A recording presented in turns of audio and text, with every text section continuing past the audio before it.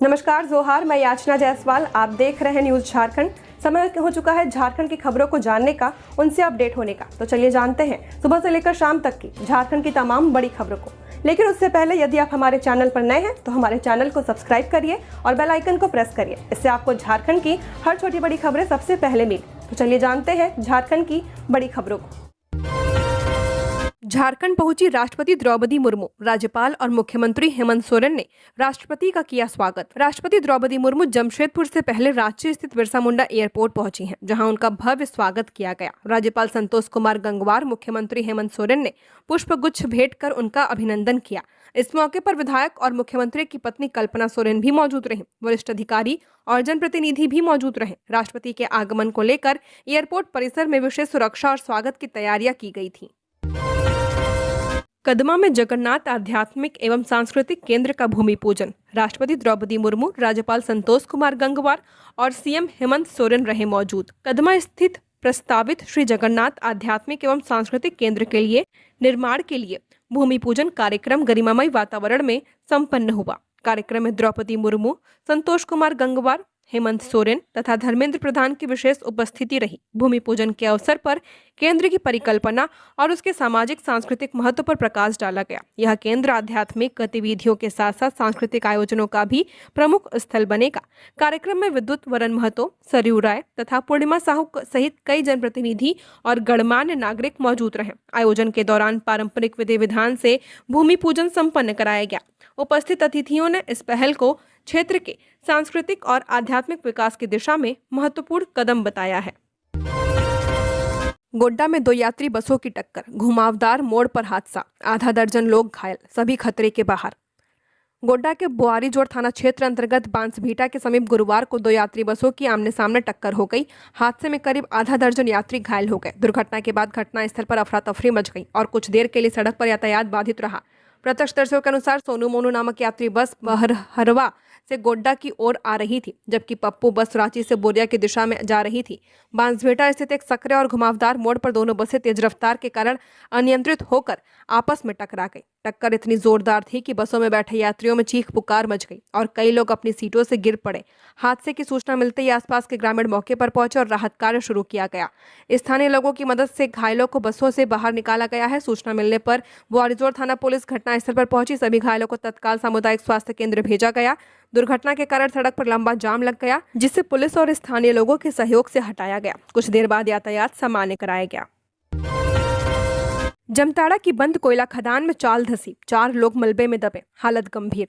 झारखंड के जमताड़ा जिले से एक बड़ी दुर्घटना की खबर सामने आई है। जिले के नाला थाना क्षेत्र अंतर्गत पालस्थली स्थित बंद पड़ी कोयला खदान में चाल ऊपरी हिस्सा धंसने से 4 स्थानीय लोगों के मलबे में दबने की सूचना है। घटना के बाद इलाके में हड़कंप मच गया। सूत्रों के अनुसार हादसा सुबह करीब 3 बजे से 4 बजे के बीच हुआ है। बताया जा रहा है कि 4 लोग अवैध रूप से कोयला निकालने के उद्देश्य से बंद पड़ी खदान में घुसे थे। इसी दौरान खदान का ऊपरी हिस्सा अचानक भरभरा कर गिर गया और सभी मलबे के नीचे दब गए हैं। घटना की जानकारी मिलते ही आसपास के ग्रामीण मौके पर पहुंचे और राहत बचाव कार्य शुरू किया। काफी मशक्कत के बाद चारों को मलबे से बाहर निकाला गया। उनकी गंभीर स्थिति को देखते हुए उन्हें बेहतर इलाज के लिए पश्चिम बंगाल के एक निजी अस्पताल में भर्ती कराया गया है। अभी तक किसी की मौत की आधिकारिक पुष्टि नहीं हुई है, लेकिन घायलों की हालत चिंताजनक बताई जा रही है। झारखंड विधानसभा स्पंज आयरन फैक्ट्री को घनी आबादी से हटाने की मांग, कोडरमा विधायक ने उठाया मुद्दा। विधायक नीरा यादव ने झारखंड विधानसभा में कोडरमा रेलवे स्टेशन के पास संचालित स्पंज आयरन फैक्ट्री से हो रहे कथित प्रदूषण का मामला उठाया। उन्होंने इस फैक्ट्री को घनी आबादी से हटाने की मांग की है। विधायक ने कहा कि रेलवे स्टेशन और नेशनल हाईवे के पास स्थित इस फैक्ट्री से निकलने वाला धुआं और प्रदूषण से आसपास के लोगों को परेशानी हो रही है। उन्होंने उद्योग विभाग से मिले जवाब पर असंतोष जताते हुए आरोप लगाया कि प्रदूषण नियंत्रण बोर्ड ने गलत जानकारी दी है। इस पर मंत्री संजय यादव ने बताया कि फैक्ट्री घनी आबादी से कितनी दूरी पर है, इसकी जांच के लिए उपायुक्त की अध्यक्षता में एक जांच कमेटी बनाई गई है। उन्होंने आश्वासन दिया कि यदि सदन जांच रिपोर्ट से संतुष्ट नहीं होगा तो नई कमेटी गठित की जाएगी। नीरज यादव ने सदन में कहा कि गलत जानकारी देना गंभीर मामला है और यदि किसी अधिकारी ने ऐसा किया है तो उसके खिलाफ कार्रवाई होनी चाहिए। एयर एम्बुलेंस क्रैश के बाद हेमंत सरकार पर आक्रोशित हुए नेता प्रतिपक्ष बाबूलाल मरांडी, उठाए कई अहम सवाल। झारखंड में बीते दिनों एयर एम्बुलेंस क्रैश की दुर्घटना ने पूरे देश को झकझोर दिया है। इस दुर्घटना में 7 लोगों की जान चली गई। अब झारखंड में इस मामले को लेकर राजनीति शुरू हो चुकी है। पक्ष विपक्ष के बीच आरोप प्रत्यारोप शुरू हो चुका है। नेता प्रतिपक्ष बाबूलाल मरांडी ने इस मामले पर हेमंत सरकार को घेरा है। नेता प्रतिपक्ष बाबूलाल मरांडी ने लिखा, एयर एम्बुलेंस सेवा को हेमंत सरकार की बहुप्रचारित योजना के रूप में प्रस्तुत किया गया था, लेकिन हालिया दुखद हवाई हादसे ने इसकी कार्यप्रणाली पर गंभीर सवाल खड़े कर दिए हैं। बताया गया कि एम्बुलेंस सेवा उपलब्ध कराने वाली कंपनी द्वारा मरीज को 30% से ज्यादा बर्न इंजरी का हवाला देकर सरकारी सब्सिडी देने से इनकार कर दिया गया था। बाद में उसी मरीज को 5 लाख के बजाय 8 लाख रुपए किराया तय होने पर दिल्ली ले जाने के लिए तैयार किया गया। न जाने कितने ऐसे बहाने बनाकर रोज गरीबों को लूटा जा रहा है। हेमंत सोरेन जी, कुछ तो शर्म कीजिए। ढीठ की तरह कमीशन आप खा रहे हैं, लेकिन आपके कमीशन के लिए गरीबों को कर्ज लेना पड़ जाता है। झारखंड विधानसभा सत्र में विधायक रामचंद्र ने बिजली व्यवस्था सुधार का मुद्दा उठाया। विधायक रामचंद्र सिंह ने लातेहार जिले में बिजली व्यवस्था को सुधार करने का मामला सदन में उठाया है। साथ ही विधायक ने कहा कि संवेदक के द्वारा गड़बड़ी की जा रही है। विधायक रामचंद्र सिंह के इस सवाल के जवाब में मंत्री ने कहा कि कहां गड़बड़ी हो रही है, इस बारे में माननीय सदस्य सदन को बताएं। इस पर रामचंद्र सिंह ने मनिका बरवाड़िया प्रखंडों का जिक्र किया है। इस पर विधानसभा अध्यक्ष ने कहा कि माननीय सदस्य जहां गड़बड़ी हो रही है वो लिखित रूप में दे, विभाग उस पर त्वरित कार्रवाई करेगा। बेटे की शादी में जमकर थिरके विधायक प्रदीप यादव, बारात में दिखा अलग अंदाज। पौड़ियाहाट विधायक प्रदीप यादव अपने बड़े बेटे की शादी में पूरी तरह जश्न के रंग में रंगे नजर आए। 25 फरवरी को बेटे डॉक्टर ऋतबीज की शादी के मौके पर विधायक जी बारात में जमकर थिरकते दिखे हैं। आमतौर पर गंभीर और राजनीतिक मंचों पर सक्रिय रहने वाले प्रदीप यादव का यह अंदाज सबको आकर्षित कर रहा था। बारात जैसे ही आगे बढ़ी, ढोल नगाड़ों और डीजे की धुन पर विधायक जी खुद को रोक नहीं पाए। उन्होंने रिश्तेदारों और समर्थकों के साथ खुलकर डांस किया है। कभी दोनों हाथ उठाकर झूमते तो कभी सबके साथ ताल मिलाते नजर आए हैं। उनके चेहरे की खुशी साफ झलक रही थी। शादी समारोह में शामिल लोगों ने भी प्रदीप यादव का भरपूर साथ दिया है। प्रदीप यादव के बेटे का नाम डॉक्टर ऋतबिज और बहू का नाम डॉक्टर जसबानी है। परिवार के लिए यह बेहद खास अवसर रहा। गढ़वा के बिजका बाजार में दिन दहाड़े फायरिंग, सब्जी विक्रेता दीपक चौधरी की गोली मार कर हत्या। गढ़वा जिले में दिन दहाड़े एक सब्जी विक्रेता की गोली मार कर हत्या कर दी गई है। घटना भंडरिया थाना क्षेत्र के बिजका बाजार की है, जहां जमीन विवाद में अज्ञात अपराधियों ने वारदात को अंजाम दिया है। घटना के बाद पूरे इलाके में भगदड़ की स्थिति बन गई। जानकारी के अनुसार ग्रामीण हाट बाजार में सब्जी बेच रहे दीपक नामक युवक को मोटरसाइकिल पर सवार अज्ञात अपराधियों ने सामने से सीने में 3 गोलियां मार दी और मौके से फरार हो गए। स्थानीय लोगों की मदद से उसे तत्काल इलाज के लिए डाल्टनगंज स्थित MMCH ले जाया गया, जहां अस्पताल पहुंचने पर चिकित्सकों ने उसे मृत घोषित कर दिया। मृतक की पहचान भंडरिया थाना क्षेत्र के फकीराडीह निवासी दीपक चौधरी के रूप में की गई है। बताया जाता है कि वह प्रतिदिन की तरह बिजका बाजार में सब्जी बेचने गया हुआ था। घटना की सूचना मिलते ही पुलिस मौके पर पहुंची और मामले की जांच शुरू कर दी है। गिरिडीह में महिला के गले से चेन स्नैचिंग, बाइक सवार बदमाशों ने वारदात को दिया अंजाम। CCTV फुटेज खंगाल रही पुलिस। गिरिडीह शहर में बुधवार रात चेन स्नैचिंग की एक घटना सामने आई है। नगर थाना क्षेत्र के मकतपुर बंगाली स्कूल के पास बाइक सवार 2 बदमाशों ने एक महिला के गले से सोने की चेन छीन ली और फरार हो गए। पीड़ित महिला की पहचान मनीषा कपिसवे के रूप में की गई है। पुलिस मामले की जांच कर रही है। यह वारदात पास की दुकान में लगे CCTV कैमरे में कैद हो गई है। मनीषा कपिसवे बाजार से टोटो पर सवार होकर घर लौट रही थी। मकतपुर बंगाली स्कूल के पास टोटो से उतरकर वह चालक को किराया देने लगी थी। इसी बीच पीछे से आए बाइक सवार 2 युवकों ने उनके गले से सोने की चेन झपट ली। अचानक हुई इस वारदात से महिला घबरा गई। उन्होंने शोर मचाते हुए बदमाशों को पकड़ने की कोशिश की, लेकिन आरोपी तेज रफ्तार बाइक से फरार हो गए। घटना के बाद आसपास के लोग मौके पर जमा हो गए और पुलिस को सूचना दी गई है। नगर थाना पुलिस तुरंत घटनास्थल पर पहुंची और आसपास के इलाकों में तलाशी अभियान शुरू किया है। घटनास्थल के आसपास लगे CCTV कैमरों में पूरी वारदात कैद हो गई है। फुटेज के आधार पर और पीड़ित के आवेदन के अनुसार बदमाशों की पहचान कर उनकी गिरफ्तारी के लिए छानबीन की जा रही है। दुमका में कंटेनर हाइवा की टक्कर, लगी आग। चपेट में आया लिथियम बैटरी लदा कंटेनर और चिप्स लोड हाइवा, बिहार के 2 की मौत। दुमका के मुफस्सिल थाना क्षेत्र स्थित दुमका स्टेशन के पास लाइटर लदा कंटेनर और कोयला खाली कर आ रहा हाईवे के बीच टक्कर हो गई। हादसे में कंटेनर से लाइट के कार्टन सड़क पर बिखर गए और उनमें आग लग गई। आग तेजी से फैली, इसमें 2 लोगों की मौत हो गई। एक ने मौके पर तो दूसरे ने अस्पताल में दम तोड़ दिया। मरने वाले दोनों बिहार के बांका जिले के रहने वाले हैं। जानकारी के मुताबिक जब लाइटर लदे कंटेनर में आग भड़की तभी कोयला लदे हाईवा के पीछे दूसरा कंटेनर आ रहा था, वह इस आगजनी की चपेट में आ गया। इसमें लिथियम बैटरियां लदी थी। आग इसमें काफी तेजी से फैल गई। आग लगते बैटरियों में तेज धमाकों के साथ विस्फोट होने लगे। इन 3 गाड़ियों की चपेट में एक अन्य चिप्स लदा हाईवा भी आ गया। कुछ ही मिनटों में दोनों हाईवा और दोनों कंटेनर पूरी तरह जलकर राख हो गए। आदिवासी धर्म कोड नहीं मिला तो राष्ट्रीय जनगणना का होगा भारी विरोध, देव कुमार।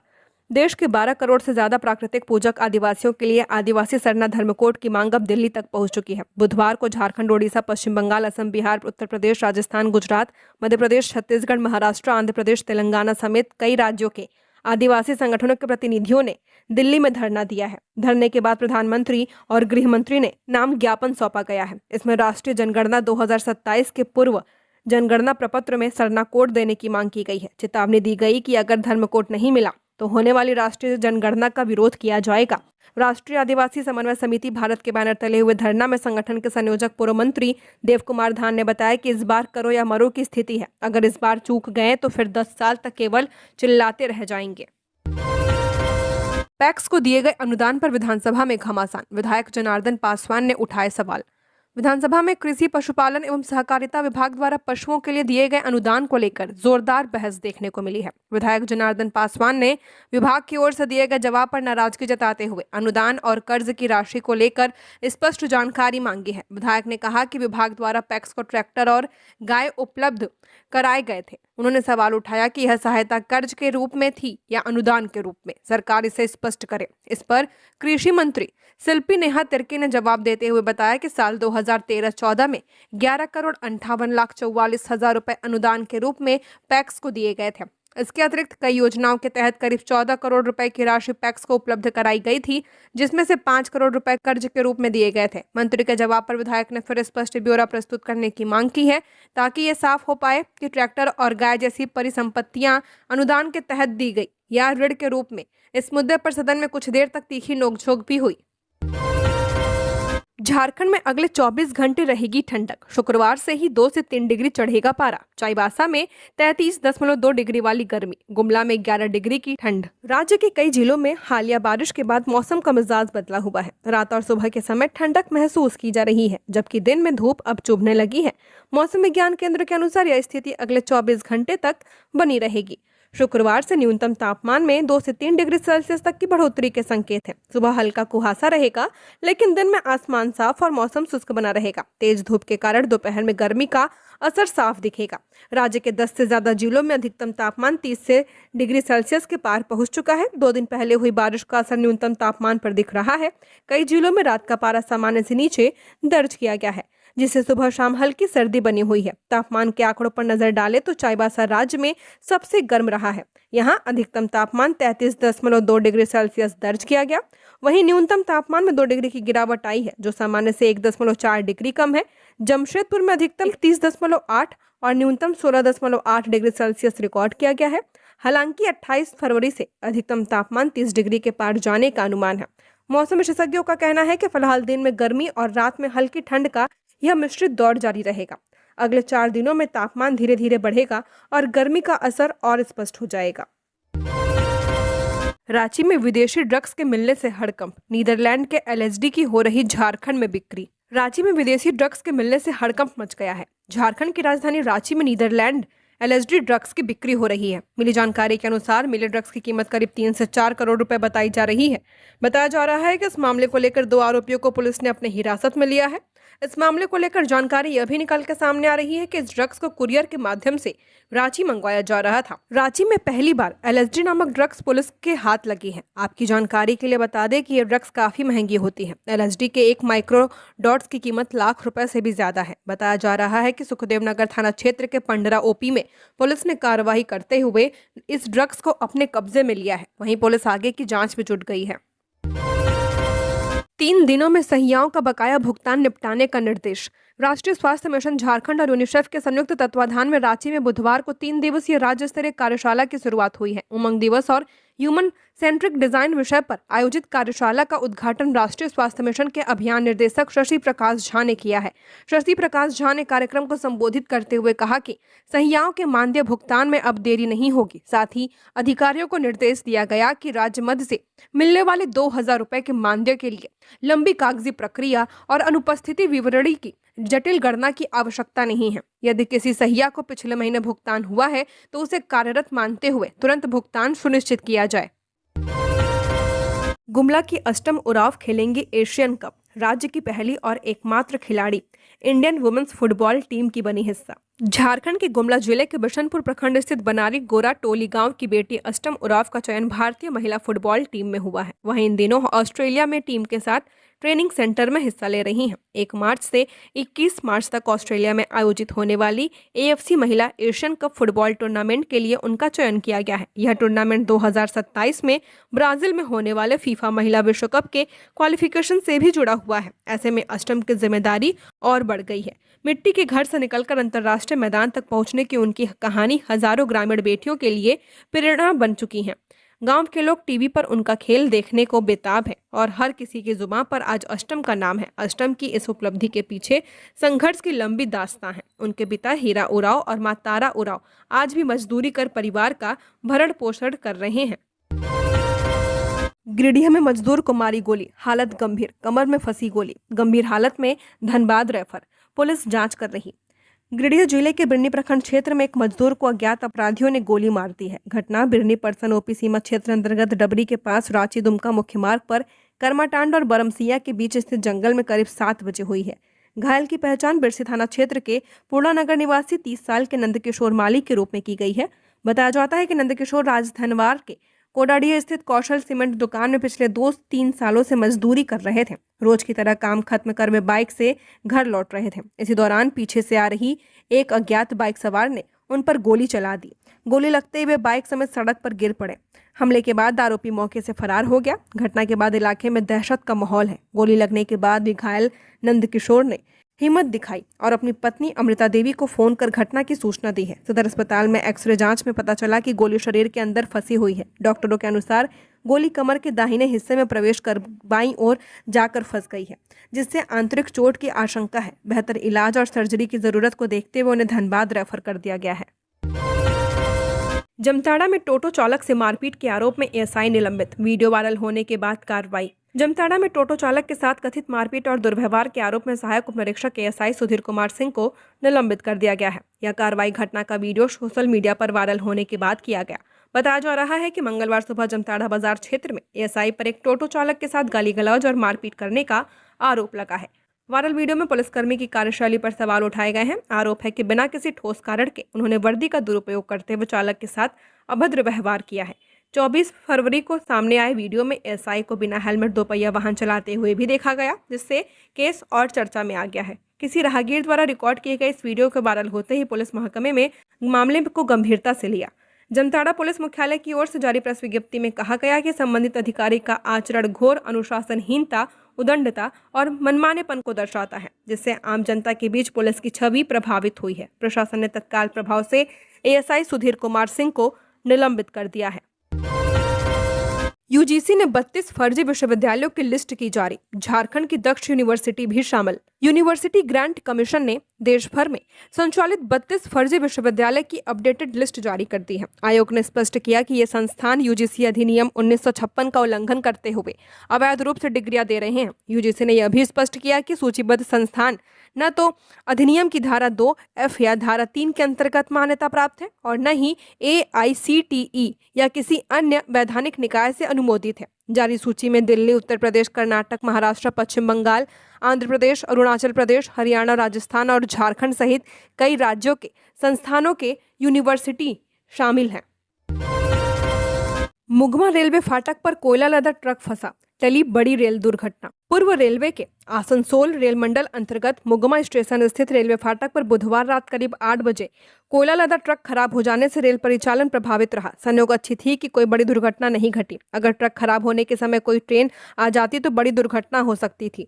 ट्रक के चक्का का गुल्ला टूट जाने के कारण फाटक का बैरियर बंद नहीं हो पा रहा था, जिससे अप और डाउन लाइन पर ट्रेनों का आवागमन बाधित हो गया। हालांकि आधे घंटे के अंदर राहत की सांस ली गई, स्थिति सामान्य हो गई। घटना के दौरान मुगमा स्टेशन पर हावड़ा बीकानेर दुरंतो सुपरफास्ट एक्सप्रेस लगभग 10 मिनट तक रुकी रही, जबकि Varanasi Asansol EMU outer signal पर खड़ी रही। प्रत्यक्षदर्शियों के अनुसार लतीफ बाबू पुल की ओर से आ रहा ट्रक जैसे ही रेलवे फाटक पार करने लगा, तभी उसका गुल्ला टूट गया और वह गेट पर ही फंस गया। धनबाद प्रशासन अलर्ट, विजय जुलूस पर सख्ती, होली पर सुरक्षा के व्यापक इंतजाम। होली पर्व और नगरपालिका चुनाव के नतीजों के मद्देनजर धनबाद में प्रशासन ने सख्त रुख अपना लिया है।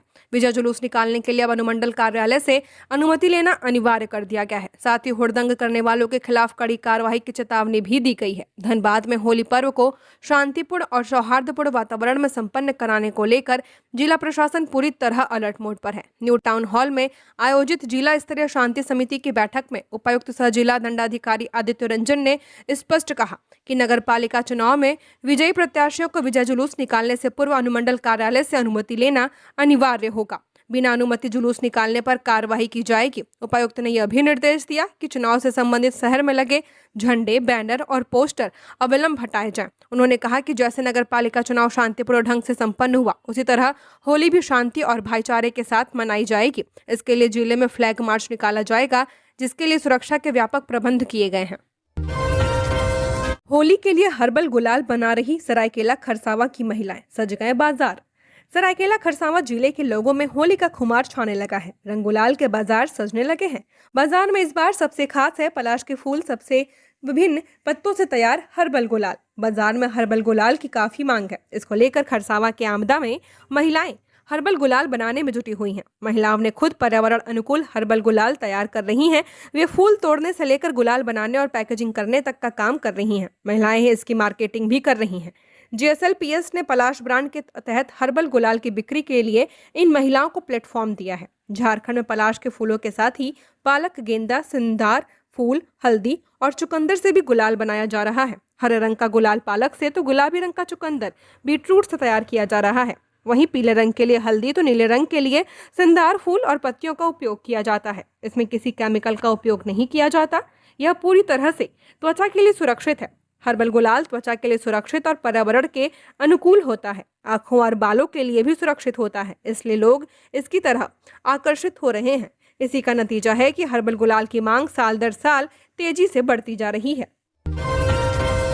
हजारीबाग में 48,379 गाड़ी मालिकों पर केस होगा दर्ज। 1 अरब से ज्यादा का नहीं दिया है टैक्स। झारखंड के हजारीबाग जिले के परिवहन विभाग में निबंधित रजिस्टर्ड छोटे बड़े लगभग 48,379 गाड़ियों से विभाग को समय पर रोड टैक्स नहीं मिला है। इसमें लगभग 1 अरब से ज्यादा की राशि गाड़ी मालिकों पर बकाया है। इस पर जिला परिवहन विभाग कार्रवाई के मोड में है। डिफॉल्टरों की सूची तैयार की गई है। 1 सप्ताह के भीतर वाहन स्वामियों ने अपने अपने टैक्स की राशि जमा करने को कहा गया है।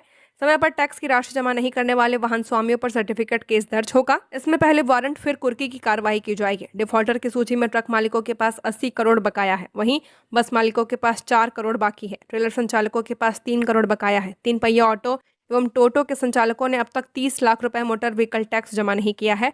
श्रव्यकल मालवाहक एवं पैसेंजर ढोने वाले वाहन संचालकों के पास 39 लाख रुपए टैक्स बकाया है। हजारीबाग के जिला परिवहन पदाधिकारी बैजनाथ कामती ने कहा कि फाइनेंशियल वर्ष समाप्ति की ओर है। कई प्रयास के बाद भी बड़ी संख्या में गाड़ी मालिकों ने अपने अपने वाहनों की टैक्स राशि समय पर जमा नहीं कराया है। इसमें कमर्शियल के अलावा प्राइवेट गाड़ियां भी शामिल हैं।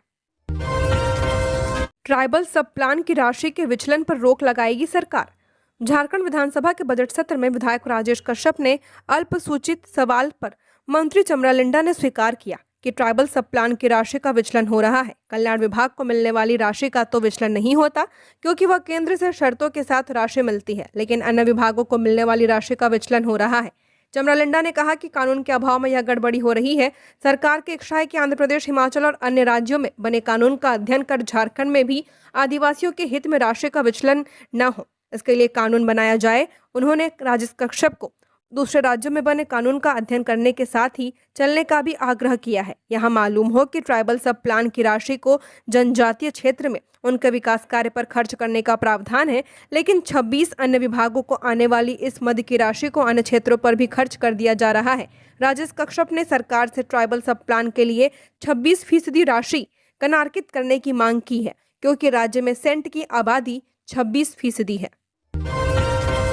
साहिबगंज के बोरियो में 8 महीने से जल मीनार बंद, महिलाएं रात रात जागकर पानी भरने को मजबूर। साहिबगंज जिले के बोरियो प्रखंड के गौरीपुर में स्थित 10 करोड़ 60 लाख रुपए लागत से बनी जल मीनार लंबे समय से नियमित रूप से पानी नहीं दे रही है। पिछले 8 महीने से जल मीनार का पानी सप्लाई बंद है, जिससे आसपास के गांवों के लोगों को शुद्ध पेयजल की भारी समस्या का सामना करना पड़ रहा है। पूर्व में महीने में केवल 1 सप्ताह ही जल मीनार से पानी मिलता था, बाकी दिनों में पानी या तो खराब रहता था या सप्लाई बंद रहती थी। सप्लाई करने वाले ऑपरेटर अक्सर मोटर जलने, बिजली खराब होने, इनटेक वेल में समस्या या ऑपरेटर की कमी को बहाना बनाकर ग्रामीणों को परेशान करते हैं। इस जल मीनार से दनवार, गौरीपुर, बोरियो, संथाली, इमली टोला और कई गांवों के लगभग 2200 लोगों को कनेक्शन देकर शुद्ध पेयजल मुहैया कराने का लक्ष्य रखा गया था।